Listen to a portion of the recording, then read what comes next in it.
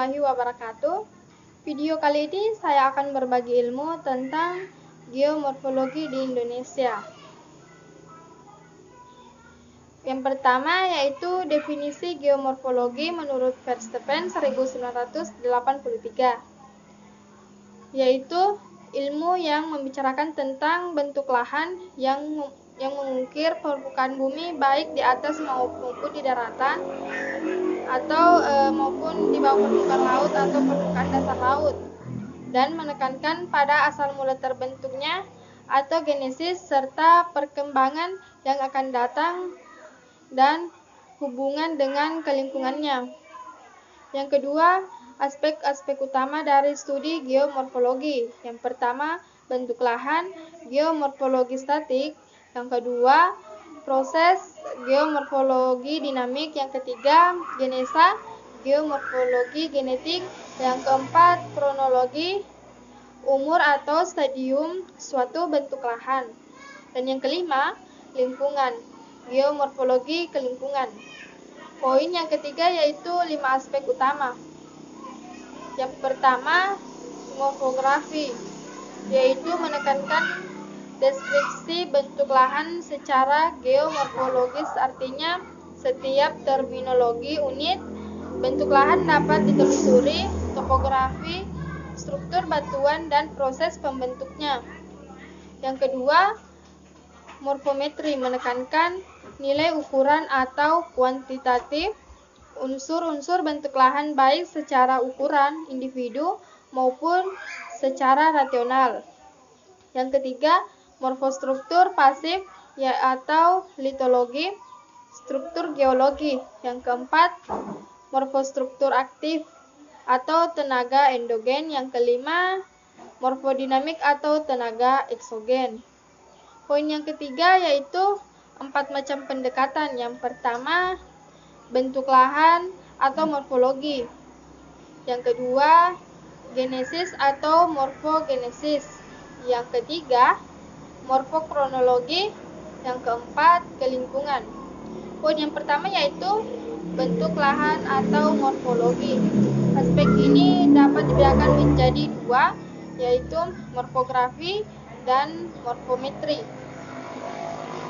Yang pertama yaitu morfografi, menekankan pada deskripsi dari bentuk lahan, terutama karakteristik alaminya. Yang kedua, morfometri, menekankan pada ukuran bentuk lahan. Poin yang kedua atau pendekatan yang kedua yaitu morfogenesis, yaitu bagaimana suatu bentuk lahan itu berbentuk atau terjadi sehingga muncul adanya berbagai macam bentuk lahan atas dasar asal mula, origin, termasuk juga proses geomorfik. Aspek ini dapat dibedakan menjadi 3. Yang pertama yaitu proses pasif, dalam keadaan diam atau pasif. Batuan dengan struktur tertentu tengah mengalami proses, yaitu proses pelapukan. Yang kedua, proses aktif. Proses ini meliputi proses tektonik dan vulkanik oleh tenaga endogen. Yang ketiga, proses dinamik. Proses ini meliputi antara lain proses erosi, gerakan massa tanah, batuan, abrasi, dan pelarutan oleh tenaga eksogen. Pendekatan yang ketiga yaitu morfokronologi, menekankan pada urutan atau stadium pembentukan dari bentuk lahan dan dapat dikaitkan dengan umur relatif maupun umur absolut. Pendekatan yang keempat yaitu kelingkungan, menekankan hubungan antara bentuk lahan dengan unsur tambahan, batuan tanah, air, vegetasi, dan penggunaan lahan. Poin yang keempat, bentuk lahan atau morfologi.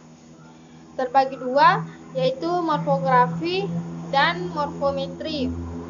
Yang pertama yaitu morfografi, yaitu menekankan deskripsi bentuk lahan secara geomorfologis, artinya setiap terminologi unit bentuk lahan dapat ditelusuri topografi, struktur batuan, proses pembentukannya. Yang kedua yaitu morfometri, yaitu menekankan nilai ukuran kuantitatif unsur-unsur bentuk lahan baik secara ukuran individu maupun secara rasional. Poin yang kelima yaitu genesa, kronologi, dan lingkungan. Genesis atau morfogenesis yaitu bagaimana suatu bentuk lahan itu terbentuk atau terjadi sehingga muncul adanya berbagai macam-macam bentuk lahan atas dasar asal mula atau origin. Yang kedua yaitu kronologi, yakni membincangkan masalah umur suatu bentuk lahan baik secara absolut ataupun secara relatif.